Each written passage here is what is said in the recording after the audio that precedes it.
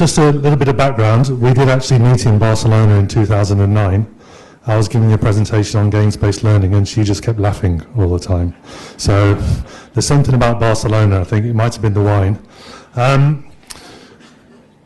Basically, we're both academics who got some big European projects. Jasmina got one first, and then I got a big national UK project to manage. So we turned into project managers, and as universities are, they don't give us any training. So I rang Jasmina up and said, you know, what am I going to do with all these academics? How can I get them to work together? Because they don't like working together, because they're used to, you know, writing papers and things like that. And she said, have you tried SCRUM? I said, well, no, I don't play rugby. And then I found out what SCRUM was, and the academics started to work together. And then I thought, well, I need to see everything. I'm fed up of opening spreadsheets for costs and spreadsheets for this. And I said, do you know anything about that? And she said, well, have you tried Kanban? And then I looked at Kanban, and that was brilliant, and I tried that. And then one day, in about March, after 2 years or so, I was sitting down and I'd done some teaching. I thought, you know, this Kanban and this SCRUM, the things that happen when people use them would be really useful in teaching and learning and education.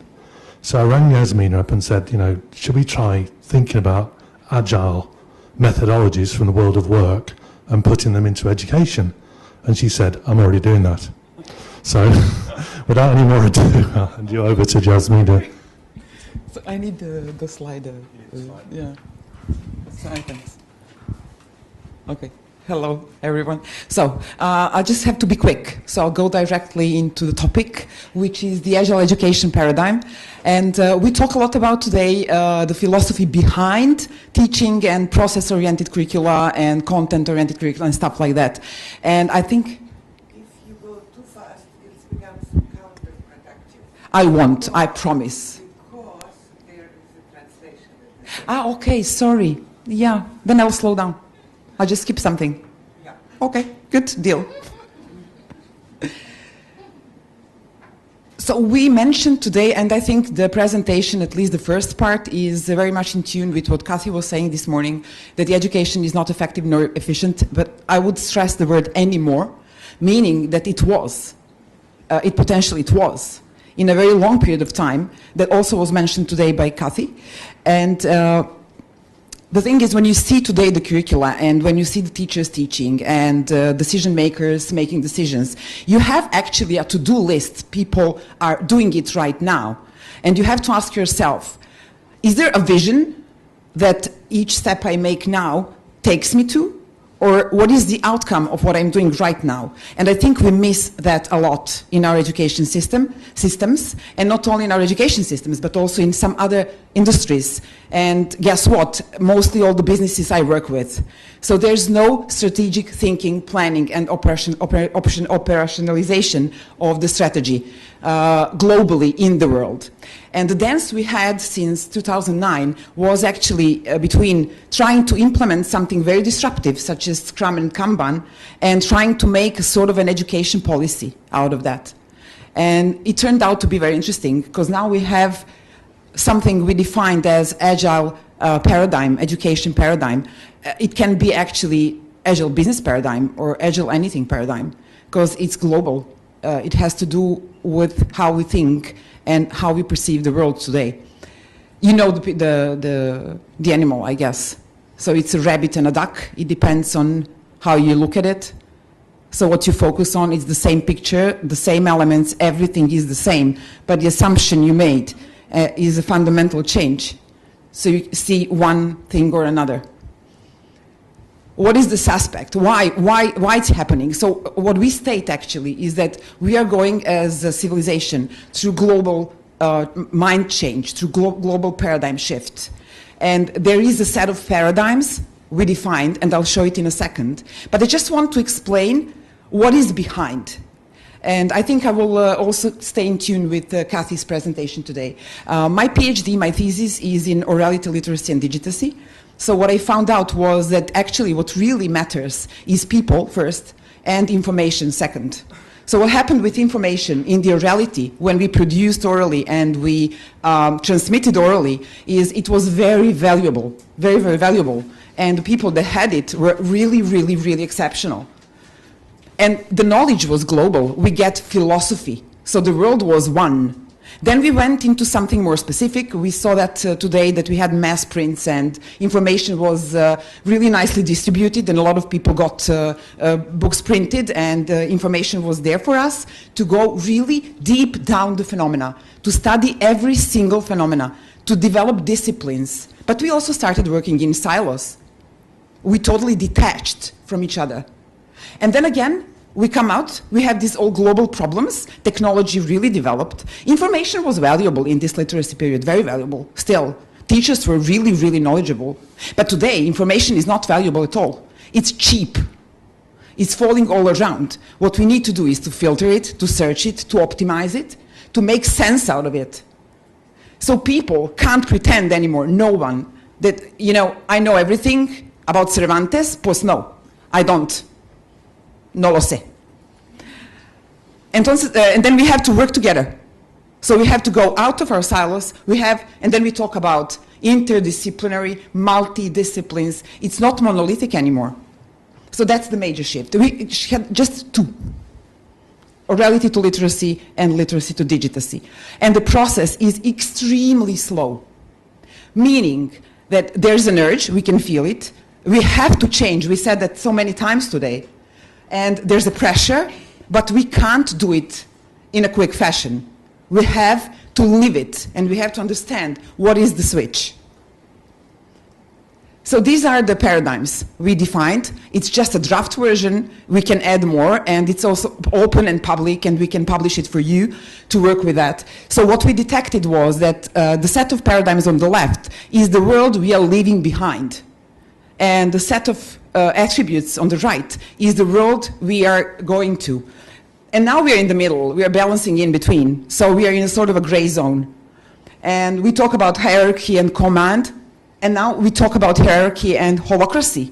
There is a lot of companies, they're proud. They don't have hierarchy anymore. And then we talk about reductionism, and we heard the word today, and the holism. And we talked about knowledge towers, people that know everything. When they leave for vacation, we die. And then we have organization that learns, everyone knows, and so on. I want to just pay attention to plan and change. If you don't have vision, then what you do can't be value-driven. It's plan-driven at the best. Or it's deal-driven. In business, we say it's deal-driven, and when you lose the deal, you die. There's no other deal. Or you simply improvise, and you pretend, you fake it. You pretend that you know what you do. So that's something I see a lot in my job. Then we talk about structure, and we talk about culture. And if you have a vision, then you have values, you have principles, and then you have something we call culture. That's what we miss. That's what we need. There's another set of paradigms. I just go quickly through that. Competition, collaboration, sedentary, dynamic, standardized, customizable. Students are not the same. They know all sorts of different things, and you can't really teach them the same thing. Perfect, all in. It has to be perfect. And now we talk about good enough. And we talk about, if you talk about value-driven, then it's prioritized. You don't have to do it all. Just do the most valuable thing. And meetings, and open collaboration, wisdom of elders, wisdom of crowds. Notification, you probably know this one. And then there's recognition that we messed. It's fair recognition, actually, and so on. So what happened with why Agile? And I'll just end up here and pass the... Why Agile? Agile comes from totally different settings. It's something that happened first to Toyota, automotive industry, and then software industry. Basically, Toyota, after the Second World War, they knew that they didn't have enough resources to produce cars. So they invented the philosophy. And the main thing, one thing we should remember is, the philosophy says, the throughput time between the need appeared and the need is satisfied should be short. That's adding value. That's adding value. And resource efficiency is not good for us anymore. And then, instead of working sequentially, like we analyze everything, we design everything, we develop everything, we implement everything, then we evaluate, and then we find out, oops, we made a mistake. and we lose time. We don't have where in the process we made a mistake. They said, okay, let's make it agile. Let's make it agile. Let's work around the project, all the specialists, and let's make it incrementally. First, we will have something totally rudimentary, then we will have something better, then we will go out and inspect and adapt. And that's how we work with our students, actually, right now. They call it Lean, Kanban, Scrum, doesn't matter, the names. The essence is incremental development with feedback gathered every week or every 2 weeks. So in production, you have Lean philosophy and Kanban as an instrument. Kanban is this. This is a very simple example. It gets really complicated. But this is enough to understand what's going on here. You defined your to-do list. You know what's your strategy. Then you plan how you get to done. What you get here is you visualize the process of work. You can control the flow. You can monitor the flow of your students. And individually, they don't have to go at the same pace. And you can limit the work in progress so you don't get bottlenecks. That's the main thing. How it looks like in real life. These are my students of Spanish literature, the first grade, the first year students. So this is a regular classroom. We have to do. We know what is to come. We have what's in doing. It's just one thing. And we have something we've done already. I don't want to go into details. We can discuss that afterwards. But there is a lot of details. And these are the students, as you can see. 100 of them. Another thing would be for development, not production, development of something new. Imagine the curriculum development. It could be done by using Scrum. That's another software invention. Based on manifesto, based on values and principles, and has its own rules. 3 things. There's a product owner, the person that knows what should be done and why, like the requirement master. There is a process owner we call Scrum Master. So Scrum Master actually owns the process, takes care of people and processes and procedures. And there is a development team. Now you can imagine, the student would be part of a development team. A Scrum Master would be a student trained to take care of the process. And the product owners, guess who? Teachers, but not only teachers, real life as well. So we look for clients outside university. One of the clients was Wikipedia, and we worked with Wikipedia to develop a set of requirements for students that they will follow, and to develop a set of acceptance tests. Instead of assessing with grades, we used acceptance tests and criteria, and we got them through the process. So here are the 10 requirements developed for Wikipedia. One of them, for example, being, as a user, I'd love to have nicely structured article so that I can understand what is the scope of an article. And so on. And now you. So I took this and fitted this into school learning in the UK, so 10 to 14-year-olds. Working with Wolverhampton Council Learning Technology team. But behind that, at the same time, we were doing a few projects on agency, capability, and learning and teamwork. So these are the things that I think are the key elements of agile learning. Which one are we on, this one? Also using a previous speaker here, Yong Xiao, who talked about product-based learning. And so I was thinking, where does this fit best? And I think it does fit in problem and project-based learning. And obviously there are different models of that there. And because that's the low-risk area for people to start doing this. So we also use some other tools. So there's this thing called open space technology, which is basically a mass meeting where people self-organize and generate ideas. And we did this recently in Wolverhampton with 150 kids. And this is why this is disruptive. Because if you get 150 kids and you say you're going to self-organize some ideas for a project to develop media outputs, to publicize resilience strategies, and you also have all their teachers with them, the teachers get really, really scared when the kids start doing things for themselves. they didn't really know what to do and ended up going to the pub, I think, and leaving the kids to do it.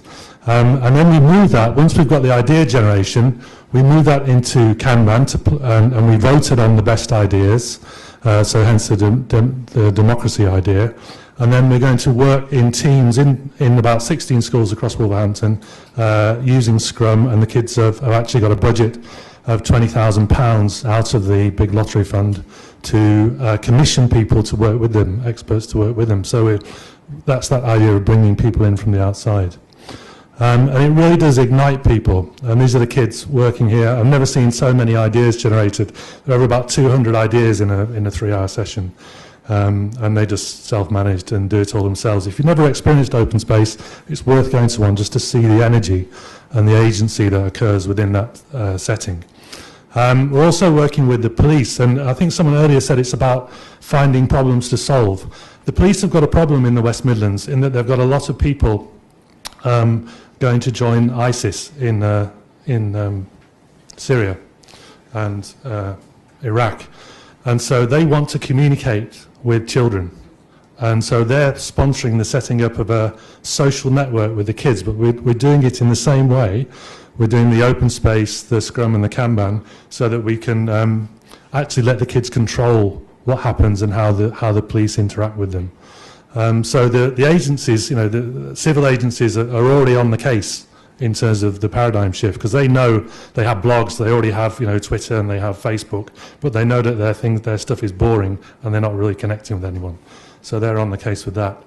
Also with teacher education, this is a class I teach, some of the same teachers in Wolverhampton. We ask them questions similar to the ones that colleagues were saying earlier about, what's the purpose of education?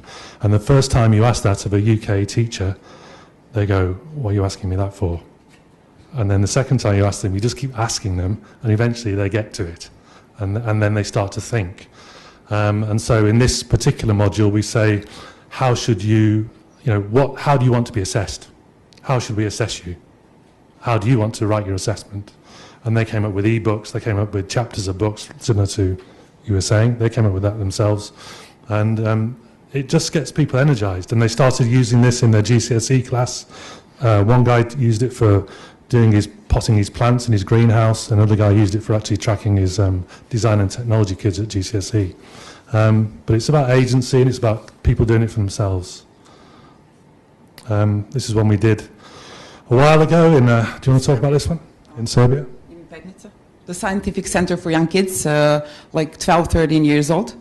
And we created open space for them. Then we created Kanban board for them, and then went into execution of their projects with Scrum.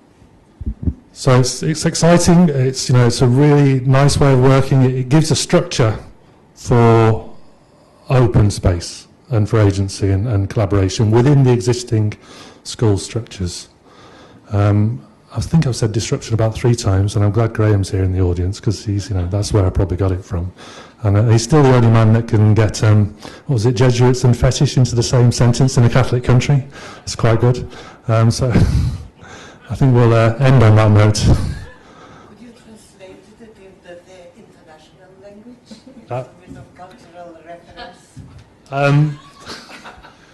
Graham's an old friend who used to organise Learning Without Frontiers conferences. We went to many of them, and so I noticed in his comment earlier, I just jotted it down, he managed to say Jesuits and fetish in the same sentence in what I think Spain is still a Catholic country. So I thought that was very good, Graham. Thank you.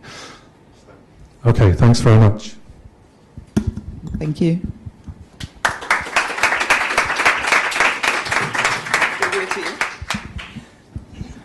Okay, thank you very much. Thank you very much for your time.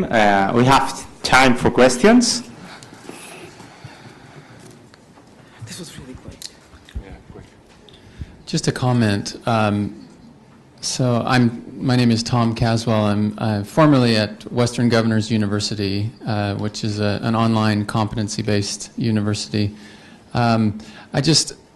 I just wanted to mention that Western Governors University uses agile methodology for all of its curriculum development, and furthermore, I think that having students use an agile methodology, it's not just a framework for them to be, in which they can be creative. It's actually an extremely useful and will likely be one of the more popular frameworks that they might work under if they're in doing any kind of software development or anything like that. So it's almost like teaching them a language that they will be able to use in the future. So I think it's brilliant.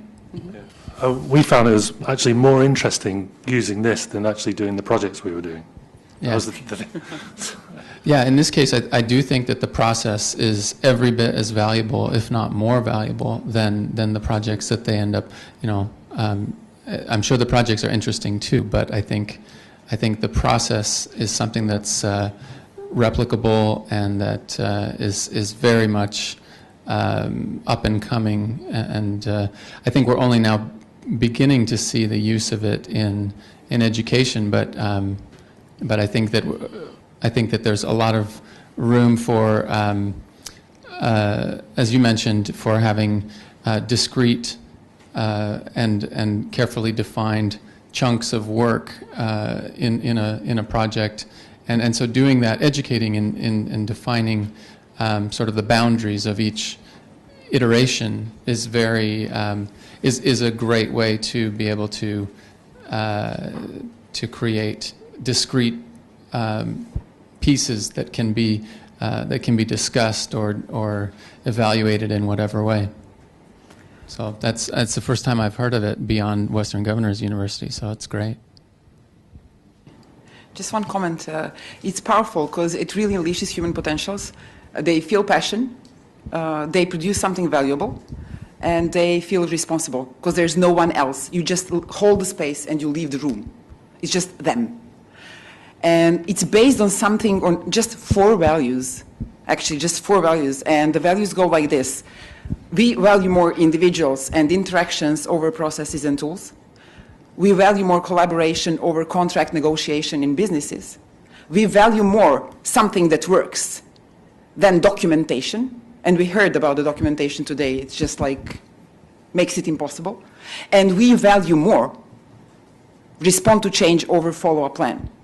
This one is really powerful because it means that we value more empiricism. So we value more working with what comes from the outside and risk integration. Then I set a plan, independent, it doesn't matter what is the aim. If anything changes outside, I just will ignore it. And then I will blow it, basically, yeah.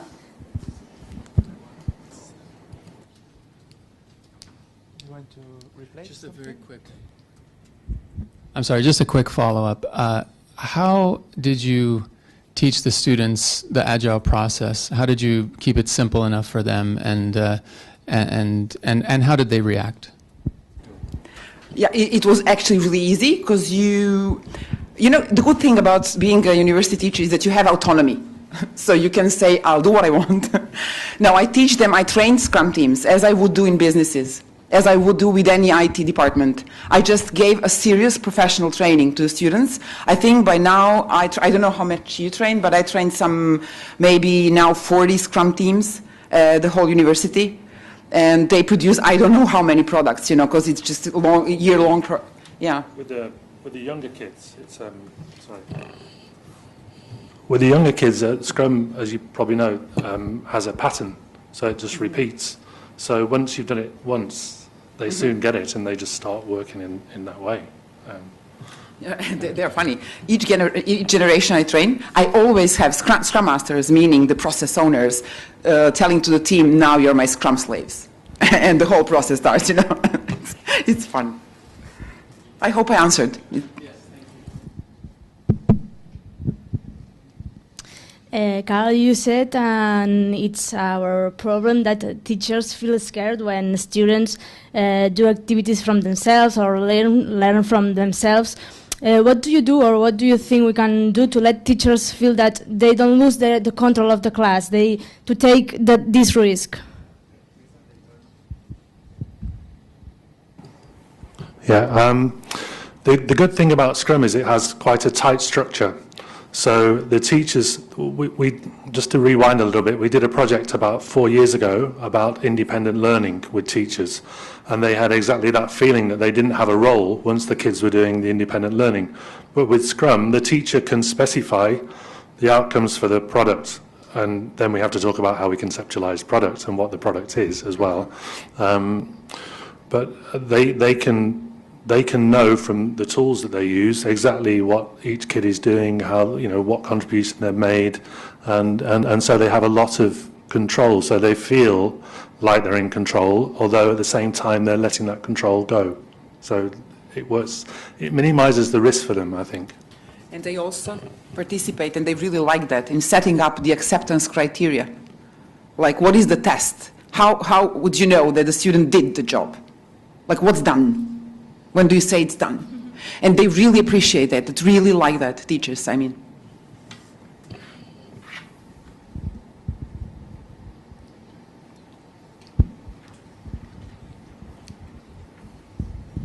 Thank you. Really nice, actually. In Australia, we have done something similar. A question. You are talking about open space. What is stopping you guys going the full throttle concerning lean and agile and taking your students, doesn't matter if they are university students or a kindergarten, into an introduction to lean startup and then proper makerspace? And with that, working with the community. Yeah, we've looked at this in terms of developing social enterprises. In fact, the police social network development thing, we're also asking, it's at a business college, if you like, so we're asking the children there to think about how they might, you know, turn that into an enterprise within the local community. So, yeah. It's a natural movement. Yeah. And if that is the case, just a small suggestion, using the Canvas business model that is around. I can send you some links. The Lean Canvas? Lean Canvas. Yep, the Lean Canvas. Yeah. So.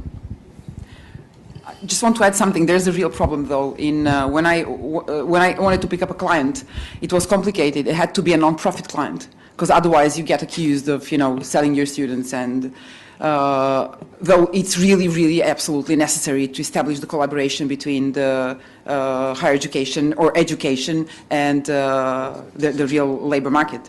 So how do you do that, you know, without working with the profit clients? And that's a challenge for me.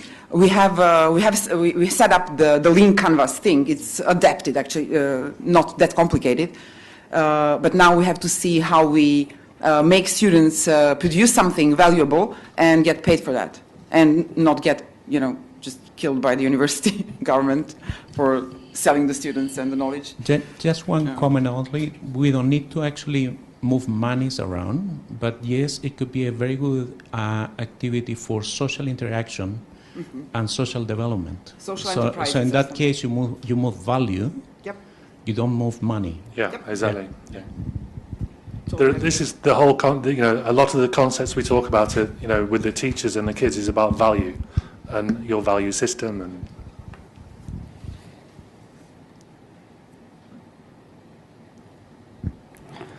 okay, well, if there is no more questions, maybe we could go to take coffee. But to finish, I want to make some reflections, because I found very interesting this session. We have started from the top of the curriculum implementation in one place, going from the macro to micro. And as I see it, we finish with a micro implementation, what could be the SCRUM methodology in the curriculum from Scotland. So it would be very funny from here we could make some implementations. So thank you very much. Thank you very much, you all, and we will meet ourselves in a coffee break. Thanks. Thank you.